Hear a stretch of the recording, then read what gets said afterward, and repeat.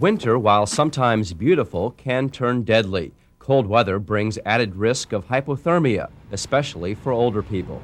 Older people, for several reasons, are not as able to control or maintain their own body temperature. For example, the medications that older people take for their illnesses may interfere with the body's ability to warm itself.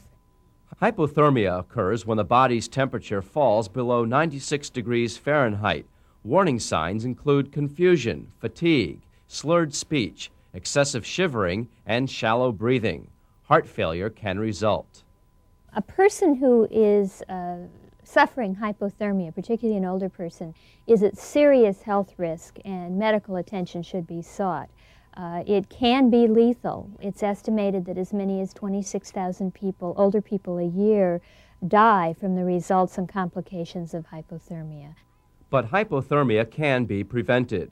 Use extra blankets at night. Keep the thermostat between 65 and 70 degrees. If you're worried about cost, heat only 1 or 2 rooms and stay in them. And dress warmly in layers. If you suspect someone is hypothermic, cover them with blankets and get them to a hospital right away. I'm John Nestor reporting.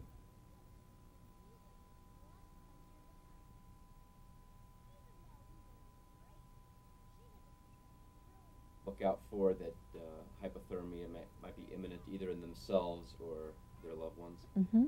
Some of the symptoms that we may recognize are a change in speech, speech that is slurred or slow, confusion, disorientation. Sometimes the skin becomes blotchy or has white spots in it.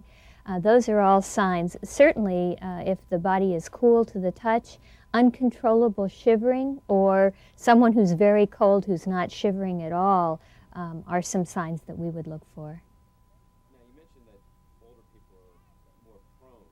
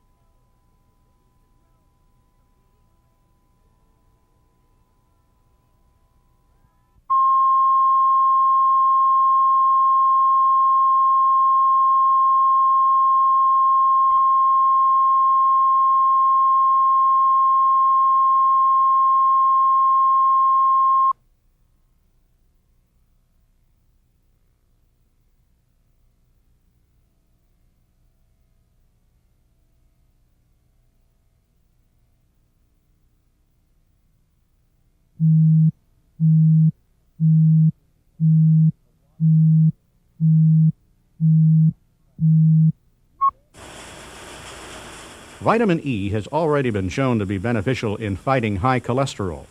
The latest studies show vitamin E has implications for the heart. They have incredible implications. They have implications for preventing heart disease by as much as 25, 50, maybe even 75% in the general population. But how much vitamin E does it take to reap those benefits? A lot more than you can get in food, say some health experts. Vitamin E occurs only in relatively small amounts in food, and most of them are high-fat foods like nuts and oils. So that the most you can get in a really well-planned diet would be in the range of, say, 20, maybe 30 milligrams a day. The only way to get the high levels of vitamin E used in the research studies is by taking supplements.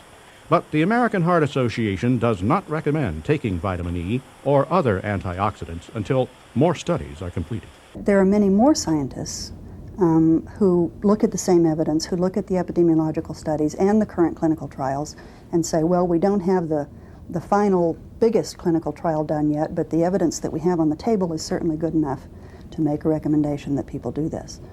At least 100 IUs, or international units, every day, say nutrition experts.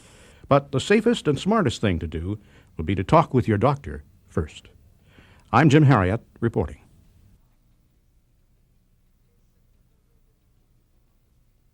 What do you think we should do? In my opinion, the evidence shows very clearly that a vitamin E supplement at least 100 IUs a day, although actually in most of these studies it's 200 or 400 IUs that are being used, can help reduce the risk of heart disease, both in men and in women. In the role of vitamin E in preventing heart disease, the current thought is that it does that by preventing the oxidation of LDL, which is bad cholesterol, and that the oxidation of LDL is kind of the starting place for the development of plaque and atherosclerosis, and that vitamin E helps prevent that.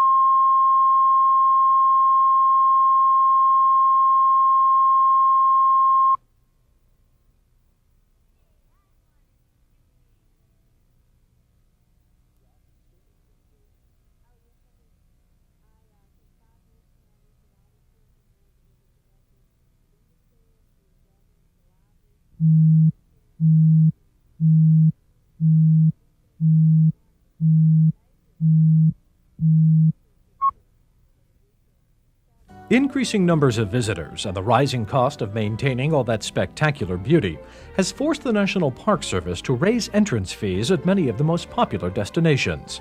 American landmarks like the Grand Canyon, the Everglades, and Yellowstone Park will cost more to visit, in some cases more than double the old fee. But one group of Americans will not be digging deeper into their pockets. No, the seniors will not be affected. Secretary of Interior Bruce Babbitt made the decision that the Golden Age Passport, which is a $10 lifetime passport to all the national parks, will not change. It will remain at $10, good for life.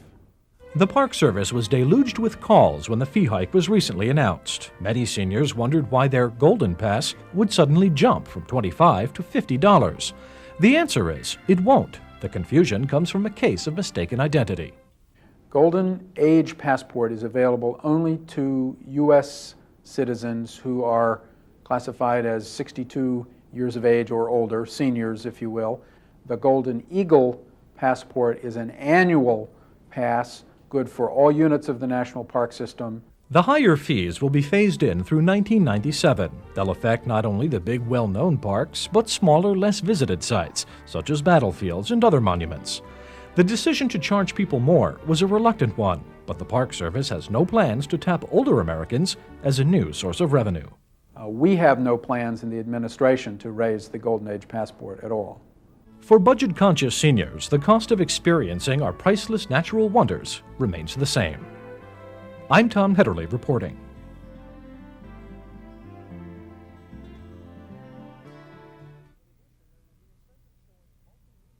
Between a Golden Age and a Golden Eagle Pass. Golden Age passport is available only to U.S. citizens who are classified as 62 years of age or older, seniors if you will, and it's good for life once purchased. The Golden Eagle passport is an annual pass, good for all units of the National Park System, has to be repurchased every year.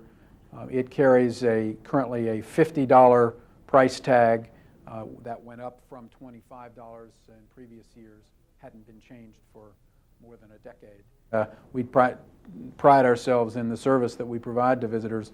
The fees are now, for the first time, retained by the Park Service, and the revenues put back into park management operations, visitor services, and resource protection. And so if individuals choose to pay the entrance fee when they don't really have to, as in the case of a senior, that money is staying in the park and is benefiting the national parks. But we made a management decision, the Secretary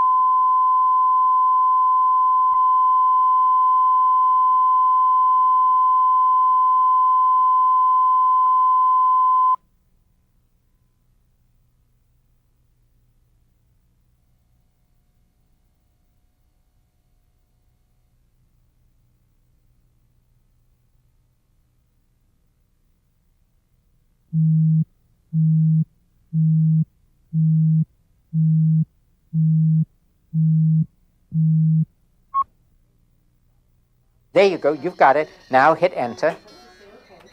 You see the hourglass? So you're In a way, these older Americans are pioneers. It's completely new. I had never worked on a computer before. They're participating in a pilot project funded by the National Institutes of Health.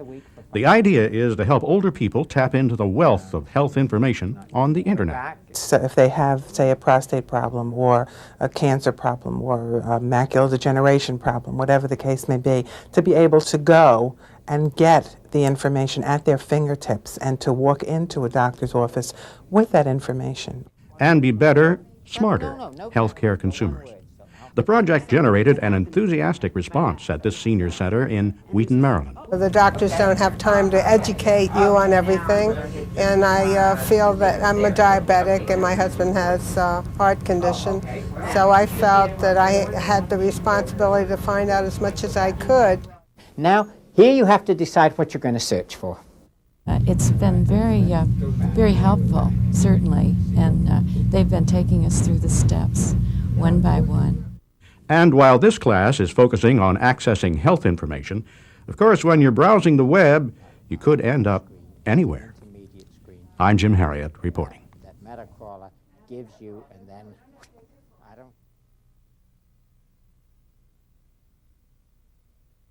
To know that it's available for them. So many seniors are afraid of computers. They're afraid to touch a button. They'll make something go wrong. So our goal is to get rid of that fear and to teach them how to use computers to access the health information, how to teach them to be better health consumers. That way, the idea then is to be able, for them to be able to manage their own health better, yes? Exactly right. So if they have, say, a prostate problem or a cancer problem or a macular degeneration problem, whatever the case may be, to be able to go and get the information at their fingertips and to walk into a doctor's office with that information on hand. So they're better educated. Exactly, exactly. And Betty, what made you sign up for this class? Well, I have a computer at home, and I wanted to be able to access medical information. The doctors don't have time. You will want to, Oh, did I do that? I don't know, try and click again.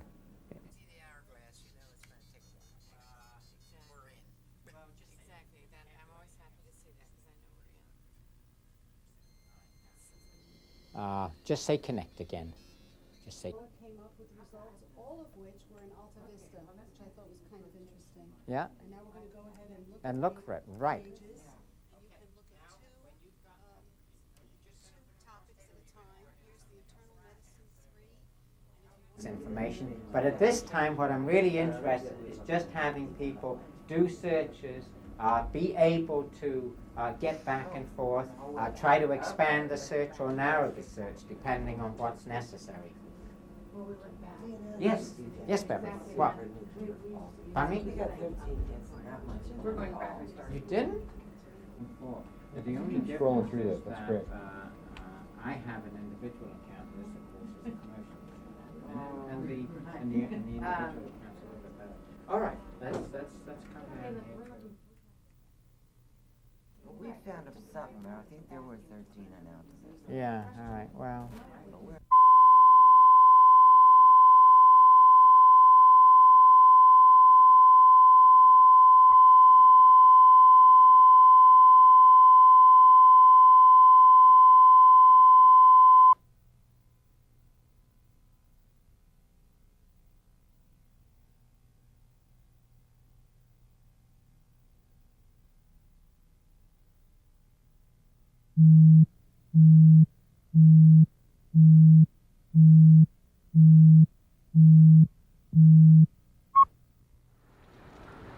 Up and down Pennsylvania Avenue, preparations are underway for the inauguration on January 20th. One detail, however, has been firmly in place for the last 40 years: the presidential announcer's voice for the parade. Every new president, every new inaugural committee evidently goes back to the files, and they see that Charlie Brotman name. They give me a call and say, "Are you the announcer?" "Yes." "How'd you like to do it again?" Now about to experience his 11th consecutive inaugural parade, Brotman has a unique perspective from his station on the roof of the media center across from the presidential reviewing stand. Ladies and gentlemen, introducing the Hope High School Superman. I'm actually announcing all of the military units, the marching units, the floats for the president, the vice president, their families, and their guests. The personality of the parade is indicative of the president's personality. President Eisenhower, as a military man, was very conservative, and Jimmy Carter kind of started the walking. It was the inauguration for the people, and Jimmy Carter wanted to make that point. He, his daughter, Amy, and Mrs. Carter walked from the Capitol to the White House, and again, going from side to side, waving and shaking hands. Ronald Reagan, Mr. Showbiz. I remember it went so long, it was over 4 hours. Once the only narrator for the entire parade, Brotman now oversees 7 announcers. It's a function of timing. It's one of anticipation, of trying to understand when you should be announcing to the various segments of the crowd. No matter how many times he's done it, to Brotman, each parade is like the first time, every time. You talk about excitement and being a grain of sand on the beach as far as history is concerned, but I was there. Wow, what an exciting feeling. I'm Mary Norton reporting.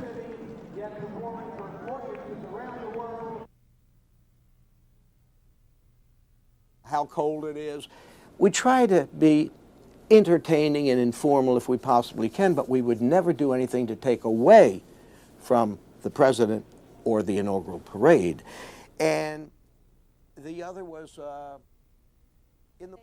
they have, but again, it has to do with the personality of the president, from Eisenhower, conservative, to flamboyant, Kennedy, Nixon, conservative, Clinton, more outgoing.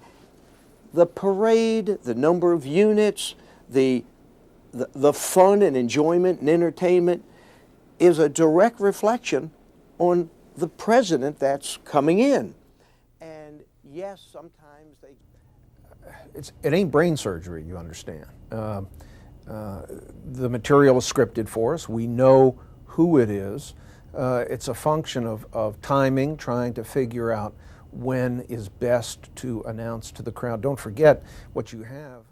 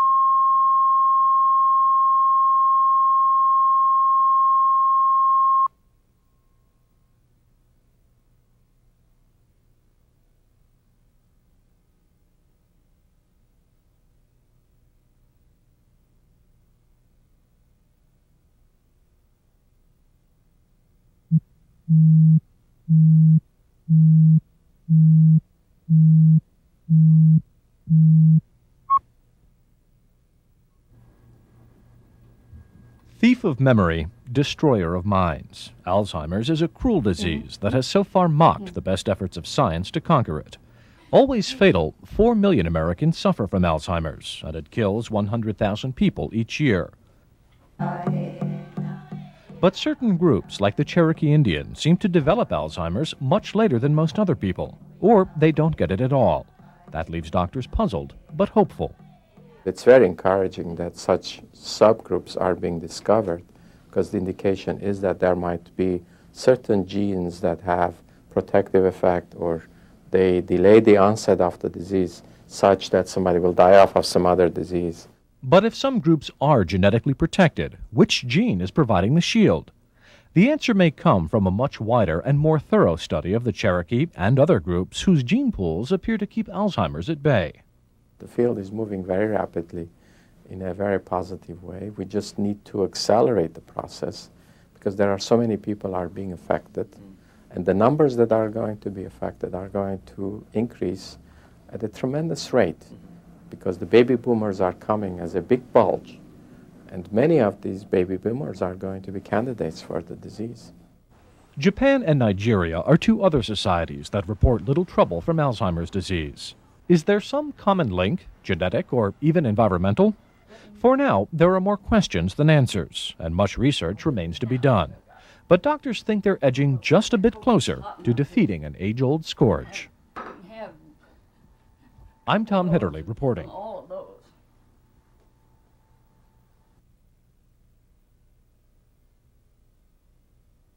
Time coming in, say, the next decade or two when there might even be a cure for Alzheimer's? Cure might be a strong word, but certainly I can foresee gradually treatments evolving that would significantly delay the onset of the symptoms. That's the key that we need to focus on, because for most people in the public, they can reduce the disability and increase individuals' ability to function independently. A 70-year-old or 65-year-old doesn't mind having, and I'm assuming they do not mind, I would imagine, I would not mind at that age, to have a disease. As long as I can keep my checkbook, I can keep my appointment, I remember my grandchildren's name, and so on, and be able to function normally. And I think that's what most people want. And the treatments that we want to develop are focusing on that, trying to keep individuals functioning independently as a first step. Then as we move, as we learn more, then look for ways in which we could, quote unquote, cure it, totally eliminate it. But that may not be necessary. It may not be. Pretty good. Now you can have. I have my one? Yeah, have one, have two. Take a lot, take two. Well, make everybody that wants them. Yeah, they all had some. They can have some more if they want. So. Is it too hot? I trust it.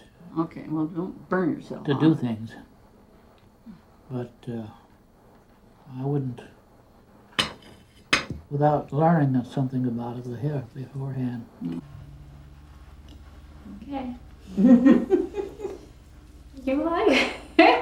She's really taking a liking to you, Steve.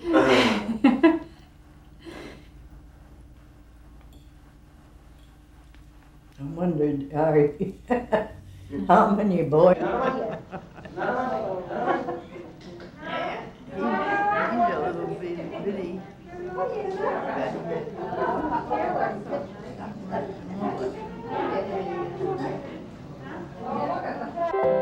You'll never know, dear, how much I love you. Please don't take my sunshine away. Can you sing with me? You are my sunshine, my only sunshine. You make me happy when skies are gray. You'll never know, dear, how much I love you. Please don't take my sunshine.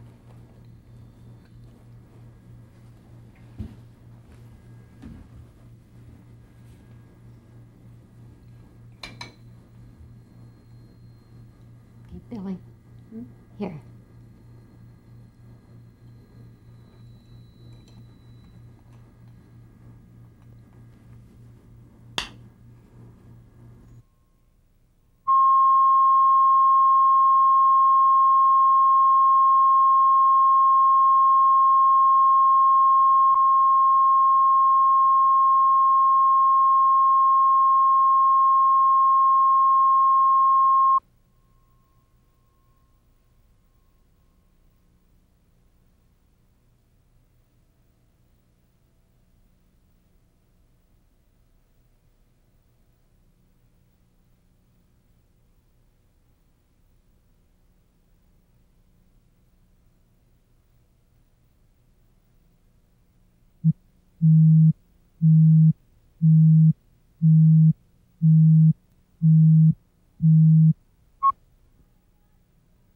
Nina got to ride when she was only 4. Judith Kate Friedman believes music crosses barriers of language, gender, and age. It brings us to life. There's a way in which music soothes and awakens at the same time. And I think it brings us closer in touch with who we are. Judith Kate founded a project she calls Songwriting Works. Young children visit older adults, and together they become songwriters. My daughter used to play one of these when she was young. Simply by talking with them, Judith Kate evokes memories and feelings from young and old and uses the words as verse for a song. My grandma, well, she's very old, but she lives in a pretty house. They really respond well to her because she's interested in them. She shows an interest in them. She wants to hear what they have to say. Judith Kate says songwriting helps activate a sense of pride and self-esteem in older people, even in patients who have Alzheimer's disease. Their mind, even if it's in different time zones or clouded at times, still has a spark that can be lit. I kind of look at it like having embers there that if you blow on them hard enough, you'll get a flame. As for the children, it teaches them respect for older generations. My grandma lives here, and it's really fun to be with other people that are my grandma's friends. It's just a ton of fun writing songs and knowing that they came from your mind. I just met somebody that speaks Spanish, and so do I. I saw a banana doing the Macarena, not a silly. The songwriting is a vehicle. It's a bridge between people. It's a way in which we can choose to spend time together creating something. When I was walking on the beach, I saw a dog riding away. I'm Mary Norton reporting. Came right up next to me. There was an alligator in a lake.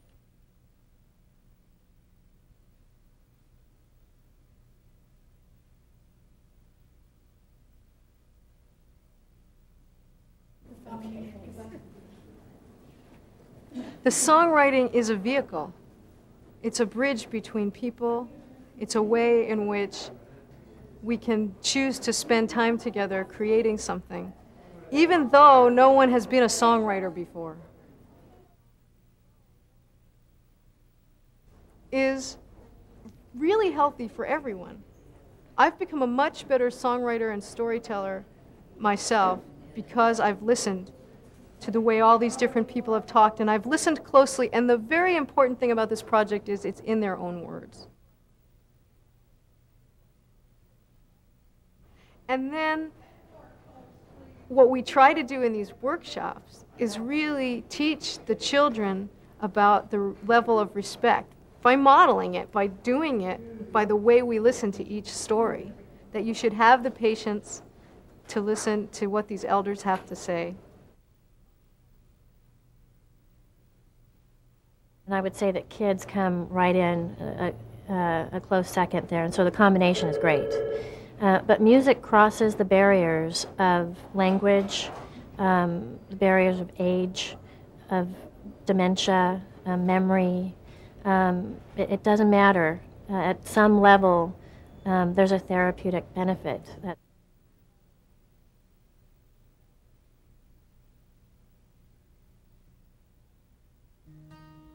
Beauty can't be bought, sing with me, at a 5 and 10 cent store. It comes from your heart and soul. There are lots of pretty places. I'm sure you'll see some more beauty for you to reach your goal.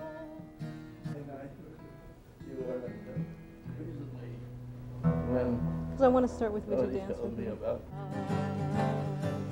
Put on your old 45s. Let's dance out.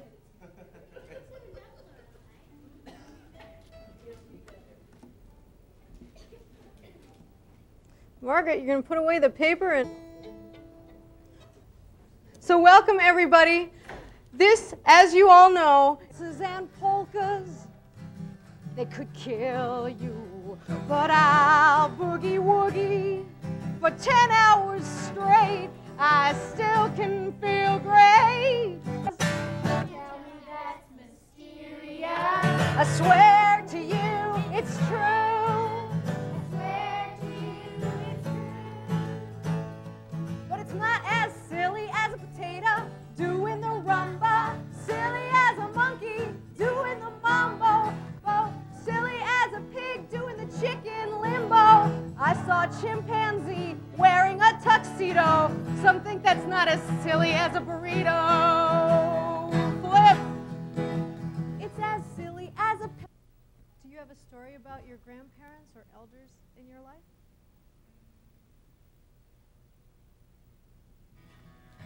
Yes. Lily and Shelby, do you have... You're one of the most elders here. How old are you? Up in Canada, she learned to ride a horse. And when she was 12, she drove her daddy's car.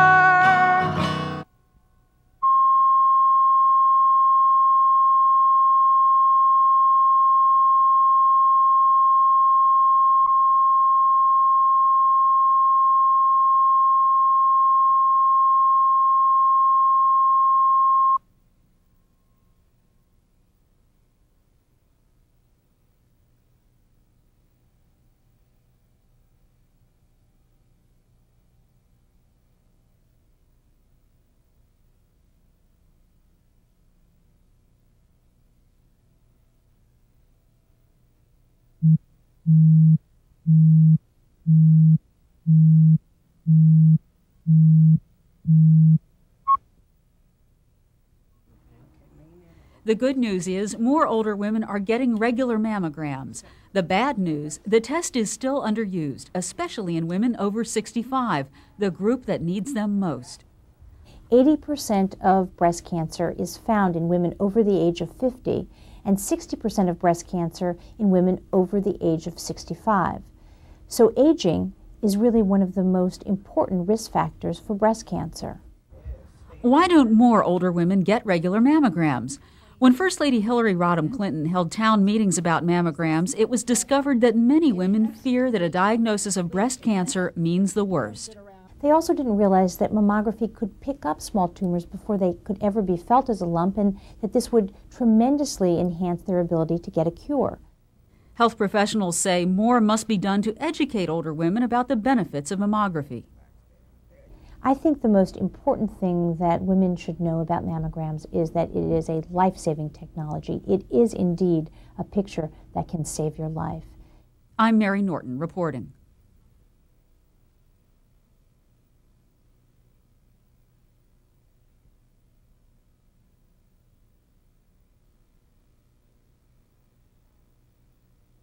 Now, a few years ago, mammography screening benefits were added to Medicare, but unfortunately less than 30% of women are using this mammography screening benefit.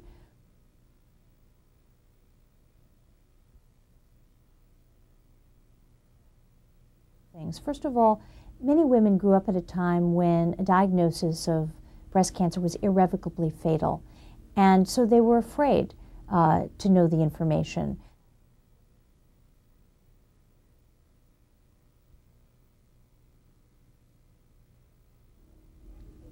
I think the most important thing that women should know about mammograms is that it is a life-saving technology. It is indeed a picture that can save your life. This room right here. You step right in this room here to your left. Okay? All right. Now, what we're going to do is stay in here.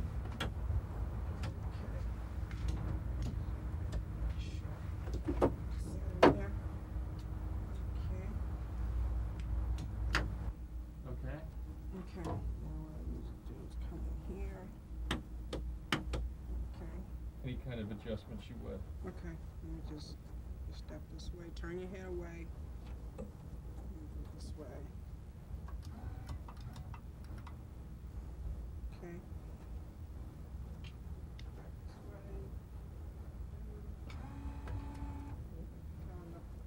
No. Well, I figured it didn't you. Okay. You could just. Matter of see where, you okay in there? Mm-hmm. Okay. Just let your head relax there. There you go.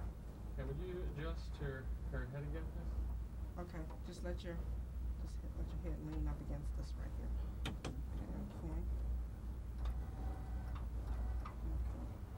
Okay, I'm gonna get one more shot. Just go ahead and adjust the second one. Right here? Yeah, I need you to stand here for me. Let me adjust the machine here a little bit. Thanks, I don't know how to do this. Yeah, I know. That's okay. Okay, now turn your head toward me. This arm down by your side. That arm, both arms. Okay, I'm gonna raise the machine up some. Okay, lean in a little bit. Just turn your head that way. Okay, step toward me a little. Okay, there you go. That's good. Okay. It's just gonna touch you. Go ahead and put 'em right there, I don't care. Okay. All right. Put this down some. Okay. Okay, great. All right. Okay, just turn your head that way. Put arms down by your side. Okay.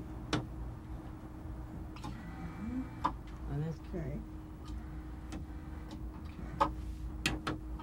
Okay, and again, I need you to take in a deep breath and hold your breath. Okay, you can breathe. Okay, you can step back. Okay.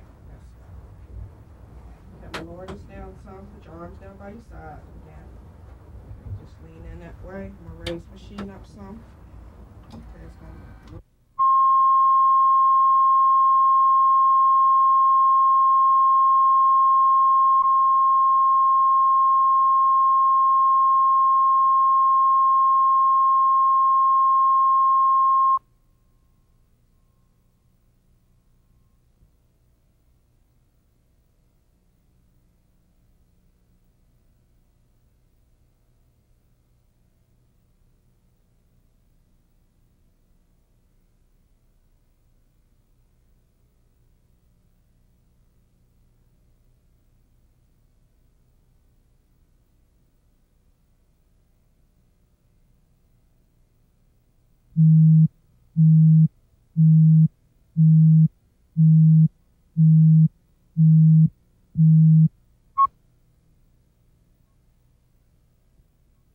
I don't need your rocking chair.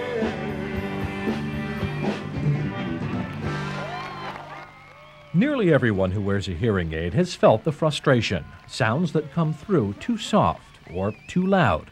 Background noise that clutters up clear conversation.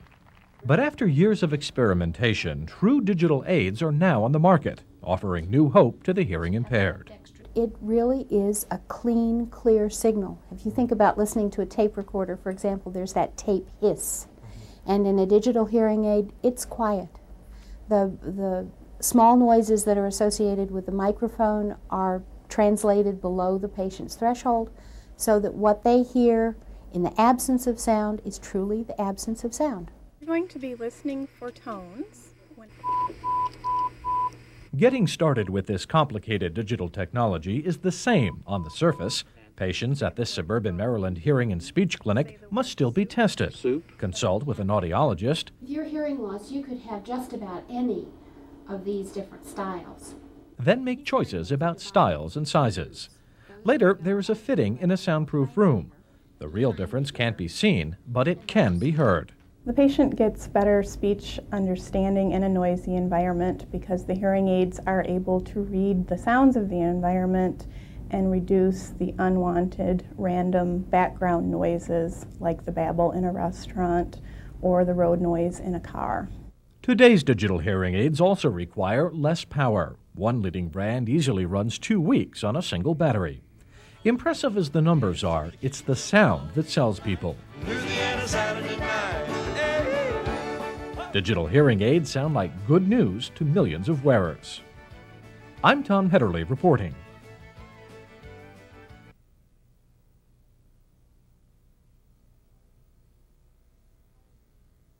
The power requirements of previous attempts to make a digital wearable hearing aid that truly used digital signal processing, the circuits were just simply too power hungry. There was no way around it. the energy efficiency of the circuits they have now allows them to use regular batteries and obtain anywhere from about 165 hours of use all the way up to a month or so.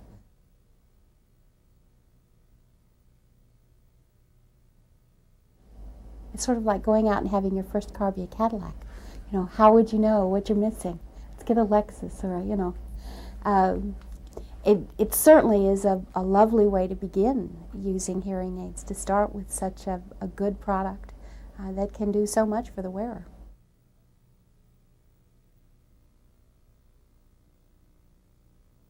But not all. They will help most patients. Someone with a profound hearing loss would not be a candidate for the digital technology at this point. Say the word higher. Higher. Say the word cab. Cab. Say the word hit. Hit. Say the word chat. Chat. Say the word phone. Phone. Say the word soup. Soup. Say the word dodge. Dodge. Say the word phone. Phone. Say the word soup. Soup. Say the word dodge. Dodge. Say the word seize. Seize. Say the word cool. Cool. Say the word name. Name. Say the word thin.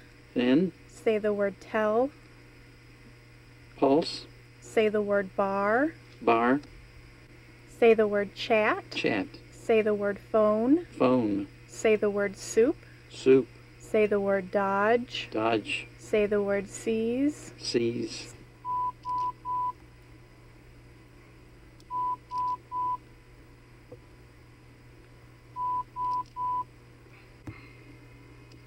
Now you will be listening for tones. Please press the button whenever you hear a tone. I'll start in your right ear.